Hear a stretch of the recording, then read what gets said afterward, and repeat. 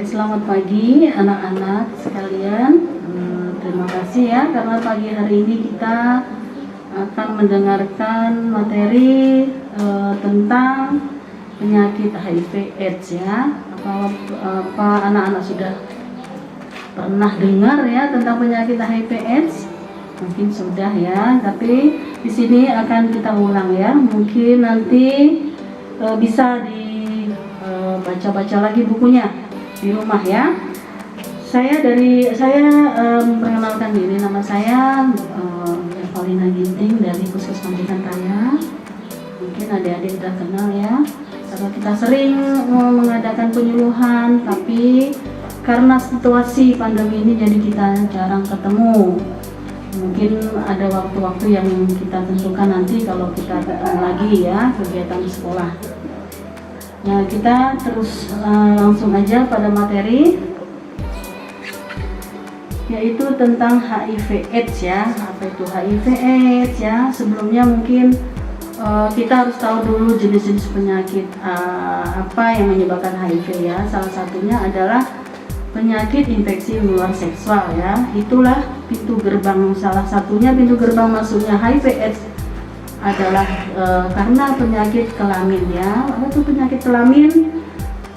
Ada penyakit gonore, sifilis dan lain sebagainya. Banyak penyakit-penyakit kelamin yang bisa menyebabkan terjadinya orang itu kena HIV/AIDS. Nah, salah satunya yaitu tadi ya tentang perilaku seks ya. Ada seks bebas.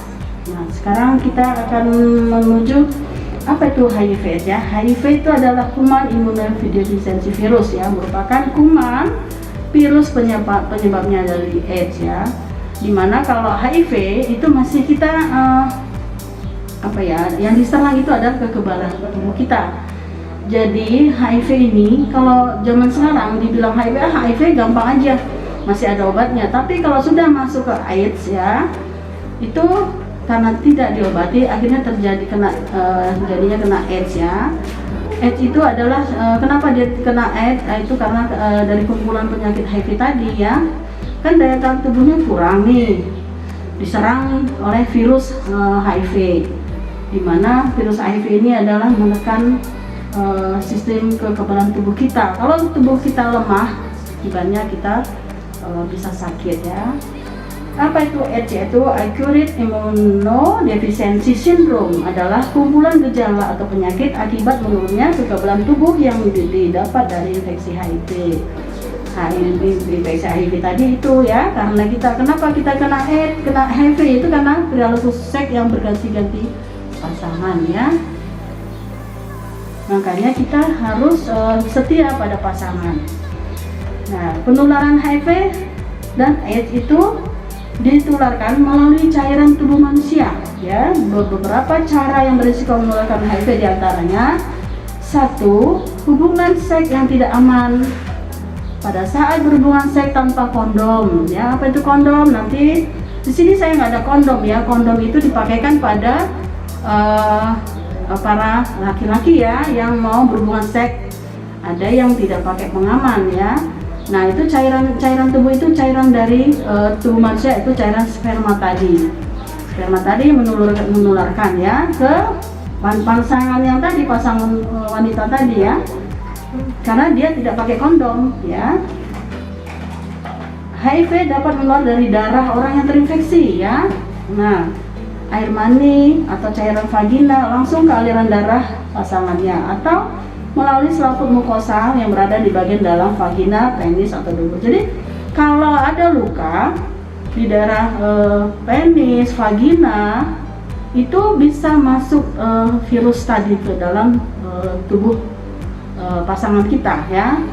Makanya kita kalau misalnya berhubungan seks, tidak boleh kita misalnya ada keluhan seperti lecet ya, atau ada luka. Tapi karena hubungan seks ini kan banyak macam-macam ya tipenya ya, macam-macam cara perilaku seks banyak ya. Nah, ada dikatakan perilaku seks yang aman itu tadi ya, tidak boleh seperti tanpa alat pengaman, pakai alat-alat seperti misalnya ada dikatakan alat kelamin kita pakai seperti misalnya kayak kayu atau apa ya, cairan-cairan yang pewangi apa seperti itu, bisa menyebabkan iritasi sehingga luka. Jadi kalau pasangan kita tertular HIV, kita akan kena dari cairan tubuh pasangan kita tadi yang udah punya virus HIV ya.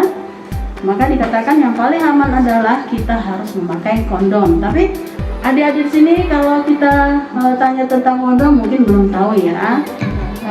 Kondom itu dipakai pada mereka yang sudah punya pasangan seperti suami istri ya, atau yang belum punya pasangan tapi dia tahu tentang pemakaian kondom tadi ya. Tapi kalau di sini adik-adik saya rasa belum waktunya untuk melakukan hubungan seks ya. Jadi kalau misalnya akan melakukan hubungan seks harus konsultasi dulu ke kesehatan, dari beritahu ya cara memakai kondom. Sebenarnya itu tidak layak kita berikan pendidikan untuk memakai kondom ya, karena pendidikan memakai kondom ini adalah mereka yang sudah suami istri yang sah atau yang punya pasangan yang sudah sah ya, supaya aman, supaya tidak tertular HIV tadi ya. Nah itu ya bagian-bagian ya, cairan-cairannya itu ya, yang mukosa yang luka tadi. Yang kedua, HIV dapat menular melalui transfusi darah. Nah, transfusi darah bagaimana? Kenapa bisa tertular sih kena HIV? Pada saat orang itu sakit membutuhkan darah, dia perlu donor darah. Nah, jadi orang yang donor darah pun harus diperiksa dulu darahnya, apakah darah itu aman. Nah, kalau darah itu aman, sejenis penyakit, apakah dia punya hepatitis, HIV. Kalau yang mendonorkan ini ada sejenis virus itu, dia tidak akan diberikan kepada pasien yang minta donor tadi. Jadi kalau misalnya darahnya itu aman baru diberikan. Jadi kenapa orang itu bisa tertular dari transfusi darah? Karena darah tadi sudah mengandung virus HIV. Nah itu makanya dia bisa tertular karena HIV dari transfusi darah tadi ya. Makanya kalau kita mau donor darah harus datang ke laboratorium untuk dicek apakah darah kita itu bagus, apakah punya virus atau tidak ya, itu supaya aman. Karena kasihan nanti dia tidak pernah pasangan yang punya perilaku seks yang lain, tiba-tiba dia setelah transfusi dia kena HIV AIDS ya. Tadi karena dari transfusi darah tadi ya. Nah, kenapa jarum suntik juga bisa kena ya? Karena sekarang nih banyak orang pakai tato ya, atau jarum yang bekas dipakai. Makanya sekarang ini adik-adik ya, kalau ketemu misalnya di tempat sampah ada jarum, jangan sekali-sekali dicuci bersih, dipakai lagi. Kita tidak tahu apakah jarum itu ada virusnya atau tidak. Nah dari situ kita main tusuk-tusuk kena kita bisa kena ya. Atau kecelakaan kita waktu misalnya di rumah sakit, misalnya kita tenaga medis ya, jarum tadi misalnya kita mau suntikan ke pasien ya, satu pasien satu. Sudah itu setelah disuntikan kita cabut, kemudian jarum tadi terkenal oleh tenaga kesehatan tadi, ketusuk atau kecelakaan kerja seperti itu. Nah itu juga bisa kena AIDS tadi ya, karena jarum tadi yang kita suntikan kepada pasien yang kena virus kena ke kita. Nah seperti itu ya. Dan di tempat sampah mungkin dia sembarangan, atau mereka yang pakai tato buang sembarangan, pakai berganti-ganti tindik segala macam jarum yang sama, itu tidak boleh juga, karena kita tidak tahu teman kita di sini bisa aja ada HIV tapi tidak kelihatan, karena kalau HIV itu tanpa gejala ya, dia menimbulkan gejala kalau dia sudah ke AIDS. Nah itu ya, jadi semua kita bisa dikatakan HIV tapi kita nggak tahu nih, karena kan sekarang banyak ya orang yang terinfeksi tapi tidak tahu, karena dia tidak pernah tahu ya. Jadi harus kita kasih tahu juga bagaimana dia bisa tahu kalau dirinya kena HIV, yaitu tadi harus periksa ya. Karena sekarang kalau nanti adik-adik menikah ya, disarankan juga nih calon pengantin untuk periksa ke kesehatan. Ada syarat ya untuk mendapatkan surat keterangan sehat untuk menikah. Salah satunya dari Kemenkes, semua pasangan suami istri harus diperiksa HIV/AIDS ya, golongan darah, hepatitis, darah malaria. Karena apa? karena dia akan persiapkan akan menikah dan punya anak. Jadi kalau nanti saatnya dia periksa ada salah satu di antara mereka ada yang kena virus, jadi kita obati.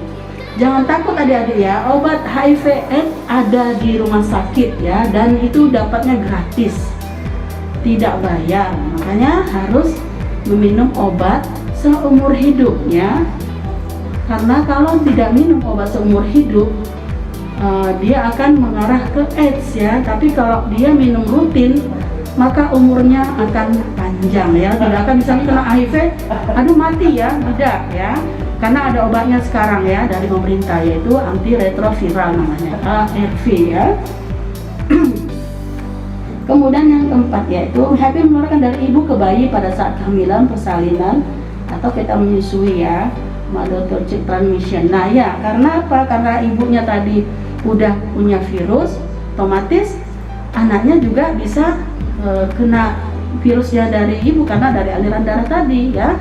Jadi diharapkan kalau ibu yang sudah kena virus umur 6 bulan itu masih bisa sebelum dia begini. Makanya setiap ibu hamil sekarang pada kunjungan pertama dia harus diperiksa laboratorium lengkap, salah satunya ya HIV tadi.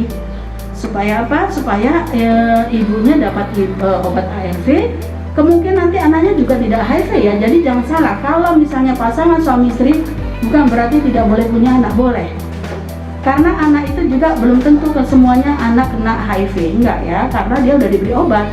Makanya melahirkan kalau bisa ya jangan normal ya, dia harus operasi karena tidak melalui jalan lahir ya, melewati ada luka seperti itu ya. Jadi jangan salah, nanti kalau pasanganku HIV anakku nanti kena, enggak ya, tidak semua. Makanya kalau sudah kena HIV anggapan ibunya itu harus dikasih obat ya, supaya anaknya nanti tidak kena HIV ya. Menyusui juga nggak boleh ya, karena dari air susu juga bisa ya. Jadi persalinan kalau bisa di rumah sakit ya, tidak normal ya, harus dioperasi. Karena apa? Supaya siapa tahu anak ini juga bisa diselamatkan ya, karena supaya tidak kena virus kontak tadi ya, seperti itu. Kemudian mungkin adik-adik bertanya, kenapa bisa nggak lewat gigitan nyamuk ya? Pasti ada itu pertanyaannya ya, itu tidak ya. Jadi HIV tidak menularkan melalui ya, harus diingat adik-adik ya. Apa yang bisa tidak menularkan ya? Bisa makan, minum bersama. Nah, jangan nanti kalau udah kena HIV dikucilkan temannya, tidak ya. Temannya tidak boleh dikucilkan karena dia tidak menularkan melalui makanan, minuman, makan bersama-sama, tidak ya. Karena dia kan sudah tahu tadi kalau menular HIV tadi menularkan lewat apa ya? Ya lewat tadi seperti jarum suntik, transfusi darah, hubungan seks yang salah ya, maksudnya berganti-ganti pasangan. Nah kalau kita sama teman kita bergandengan tangan, salaman, cuman pelukan itu tidak akan menularkan virus ya. Karena virus itu menularkan melalui cairan tubuh tadi ya. Jangan takut ya, justru harus ditemani teman kita supaya dia tidak down ya, supaya dia terkucilkan. Jadi kita harus sama-sama memakai peralatan makan tadi ya. Jadi tidak coba dicuci bersih bisa ya, enggak menularkan ya. Jangan nanti itu bekas HIV, enggak ya, enggak boleh. Sekarang tuh ada undang-undangnya, kita harus lindungi mereka ya. Berpelukan satu rumah juga, jangan nanti langsung ada nih seorang ibu yang punya anak, dia seorang jauh ya datang ke Palangkaraya, dia pendidikan anaknya karena dia kena narkoba mungkin ya, kemudian dia sembuh tapi karena keluarganya nggak mau tertular, anaknya tidak diterima. Nah itu juga salah ya, karena hidup serumah juga nggak apa-apa, karena kan supaya dukungan dia, kalau dia dukungannya dia baik dari kanan kiri keluarganya, otomatis anak ini daya tahan tubuhnya kuat sehingga anak ini sehat ya. Kalau kita kucilkan dia kan sendirian, sedih ya, jadi gampang sakit.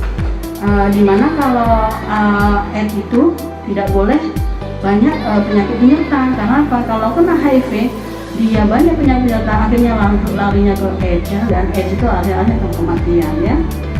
Jadi harus kita sayangin, temanin ya. Nah, apakah kalau menggunakan WC bisa tertular? Tidak ya. WC sama-sama boleh. Bukannya tertular kan kita nggak kontak, nggak langsung masuk ke cairan dalam tubuh kita ya. Jadi kencing, buang air besar di WC bersama-sama tidak apa-apa ya. Berenang bersama-sama, apakah nanti berenang kita bisa tertular? Tidak ya. Berenang tidak tertular karena apa? Air berenang itu juga kan banyak antiseptiknya ya. Jadi virus ini kalau sudah di luar, dia nggak bertahan lama, langsung mati ya. Kena disinfektan ya. Berganti pakaian, handuk dan sapu tangan itu juga tidak tertular ya. Hubungan sosial lainnya harus kita sama-sama, tidak akan pernah tertular. Gigitan serangga juga tidak. Ada yang bilang gigit nyamuk bisa nular nggak? Bu? Enggak ya, tidak bisa nular ya. Nah itu jadi harus tahu ya apa aja yang tidak tertular, yang bisa menyebabkan tidak tertular tadi ya. Makan minum bersama, memakai peralatan makan minuman bersama, bersentuhan berjabat tangan ya, berpelukan serumah ya, menggunakan WC toilet sama-sama boleh, berenang bersama-sama boleh, berganti pakaian, handuk ya, sapu tangan boleh, hubungan seks, hubungan sosial lainnya boleh, kita serangga boleh, asal jangan kita memakai misalnya gigi, orang bersikat gigi sama-sama boleh nggak Bu?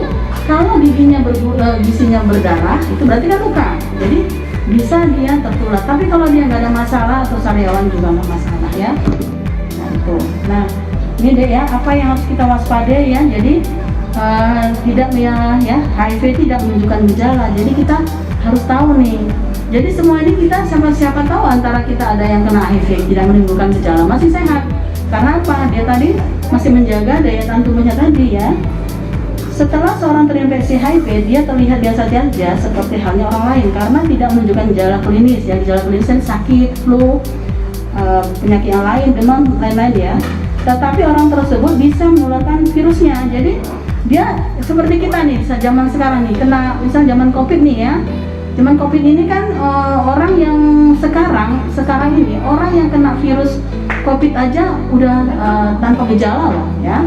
Yang ada gejala udah kita tahu ya, dia langsung demam, masuk shock dari rumah sakit. Kalau sekarang karena daya tahan tubuhnya kuat, sama nih HIV juga gitu, dia tidak menimbulkan gejala tapi dia bisa menularkan penyakit tadi, virusnya tadi yang di dalam tubuhnya tadi. Makanya kenapa pada balita, anak-anak usia 12 tahun ke bawah dan lansia harus dilindungi karena mereka rentan daya tahan tubuhnya untuk tertular virus HIV tadi ya, sama dengan virus COVID ya. Itu ya sama ya berlakunya.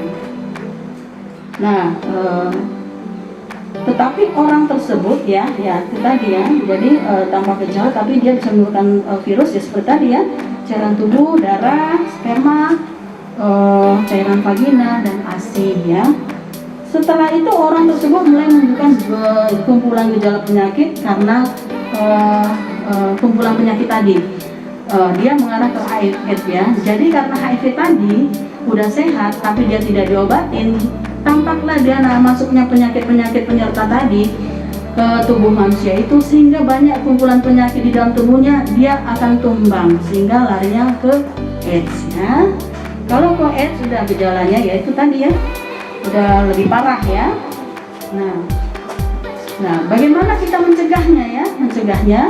Bagaimana kita mencegah supaya tidak tertular HIV/AIDS? Itu satu ya, saling setia ya. Setia gimana? Setia pada pasangannya, suami istri, punya pacar satu ya. Jangan nanti pasangannya punya misalnya yang laki-laki pacarnya 5, yang perempuan pacarnya 3. Nah itu udah nggak saling setia ya. Karena apa? Pacarnya tadi mungkin punya pasangan lagi, yang satu lagi punya pasangan lagi, akhirnya bisa dia kena HIV tadi karena banyak pasangan di antara 2 pasangan ya. Nah yang kedua, bagaimana mencegahnya? Itu dengan kondom ya. Jika tidak setia berarti dia harus pakai kondom ya. Secara yang benar ya, pakai kondomnya harus ditanya dulu bagaimana cara memakai kondom yang baik. Nanti tanya kepada ibu ya. Siapa yang mau pakai kondom, tanya pada ibu dulu apakah sudah siap atau belum ya. Jadi jangan sembarangan pakai kondom juga, jangan nanti kondomnya bisa sobek, bisa karena nggak tahu makainya ini gimana. Jangan-jangan nanti dipakainya di tempat lain, bukan kepada alat kelamin tadi. Jadi kondom dipasangkan pada alat kelamin tadi, pada pasangan yang laki-laki ya. Ya itu ya kondom tadi. Itu yang ketiga, hindari penggunaan narkoba suntik ya. Nah sekarang banyak nih anak-anak nih, siapa di sini yang anak-anak pakai narkoba ya? Mudah-mudahan di sini tidak ada yang pakai narkoba ya. Tapi paling tidak kita tahu narkoba itu yang bagaimana, yaitu yang pakai jarum suntik ya. Suntik tadi yang disuntik pasangan ya, ganti-ganti ya. Habis kamu gitu gantian. Nah, itu tidak boleh ya. Karena berisiko ya, tercemar darahnya ya. Siapa tahu dari teman yang satu punya virus HIV kena deh sama yang temannya lagi ya. Jadi hindarilah narkoba karena hanya merugikan diri sendiri ya. Karena narkoba itu sangat berbahaya buat tubuh kita ya. Narkoba itu bisa melumpuhkan semua kondisi tubuh kita ya, termasuk imun kita ya. Tidak baik ya. Kemudian keempat, penggunaan alat-alat yang steril ya. Ya tadi ya, gunakan jarum suntik yang steril, alat peluka misalnya kita membersihkan luka. Tangan kita cuci tangan ya, harus pakai sarung tangan supaya bersih, supaya tidak menembus kulit tadi ya. Nah, kemudian tindik atau tato tidak boleh juga ganti-ganti ganti-ganti alat suntik ya, secara bergantian. Penularan akan lebih mudah ya terjadi kalau dia melalui darah ya. Tuh, jadi harus setia nih ya. Nanti mungkin di sini sudah ada 4 ya. Apa sih yang dapat mencegah? Tadi ya, saling setia, kondom, hindari penggunaan narkoba suntik, menggunakan alat steril. Nah, apalagi sekarang ya adik-adik, kalau zaman sekarang kan tentang COVID nih ya, itu sama deh virusnya ya, dia juga melumpuhkan daya tahan tubuh kita. Makanya sekarang kalau bisa adik-adik semua pakai masker ya. Dianjurkan pemerintah, ikutilah anjuran pemerintah. Kemudian seringlah cuci tangan ya. Cuci tangannya udah bisa ya adik-adik ya. Udah diajarin ibu guru dan diajarin kita juga ya, cara cuci tangannya ada berapa langkah? Ya ada 7 langkah ya. Pakai air sabun yang mengalir ya. Gimana tadi cuci tangan yang benar ya? Cuci tangan yang benar ya, ini ya. Di air yang mengalir, kemudian kita basuh dulu ya di air, kemudian ambil sabun, kita gosok-gosok ya nih bergantian sampai di sela-sela jari ya, gantian. Kemudian lurus kuku ya, nah nih ya, tuh. Kemudian kukunya nih, siapa tahu di kukunya ada kotoran, nah nih. Kemudian jarinya, lingkar jarinya baru kita basuh ya. Bukan sembarang dicuci kobokan. Sekarang nggak zaman lagi di kobokan. Cuci tangan. Karena apa? Karena kita pasti akan gatal muka kita, ngupil ya. Siapa yang suka ngupil? Nah itu tangan kita nih habis ngapain tadi? Siapa tahu di tangan kita ada virusnya ya. Habis itu lap tangannya ke muka, tuh nggak boleh cuci tangan ya. Siapa tahu nanti temennya kena penyakit misalnya hepatitis, ada keringatnya kena juga ya. Jadi itu ya, zaman sekarang kita harus waspada ya. Anjuran pemerintah yang perilaku hidup bersih sehat tadi seperti itu ya. Pakai masker, cuci tangan ya. Jangan buang ludah sembarangan, itu juga nggak boleh. Batuk juga nggak boleh sembarangan ya. Kalau pakai masker, jangan asal pakai masker aja. Pakai masker keluar deh, habis itu taruh lagi di gantung. Itu salah ya. Memakai masker itu juga cara membuka masker bukan asal di depan aja kita buka, tapi talinya kita ambil. Buka dari telinga, kemudian kita balik di arah luar tadi kita tutupkan, kemudian kita cuci ya, atau kita rendam di air disinfektan. Karena apa? Virus COVID ini juga bisa mati karena disinfektan tadi ya, karena sabun ya. Tapi kalau dia tidak dicuci, dia bisa bertahan ya. Makanya jangan nanti pakai masker habis ini gantung lagi deh, nanti mau keluar pakai lagi, nanti gantung lagi. Nah itu nggak bagus ya. Itu tadi, jadi harus adik-adik perhatikan cara memakai maskernya, membuang maskernya bagaimana. Kalau kita pakai masker seperti ini boleh dicuci ya, nanti ditutup pakai udah kering pakai tisu disetrika boleh, atau kita buang ini benangnya ya, talinya ini harus kita cabut. Karena apa? Nanti kita buang di sampah, akan dipungut orang lagi biar dipakai lagi ulang ya. Nah mungkin penjelasan dari saya mungkin cukup sekian ini ya. Mungkin ada pertanyaan atau tambahan, nanti misalnya pertanyaan boleh dikirim ya lewat email ya, nanti kita bisa jawab pertanyaan adik-adik. Mungkin itu aja, cukup sekian dari saya. Terima kasih, selamat pagi.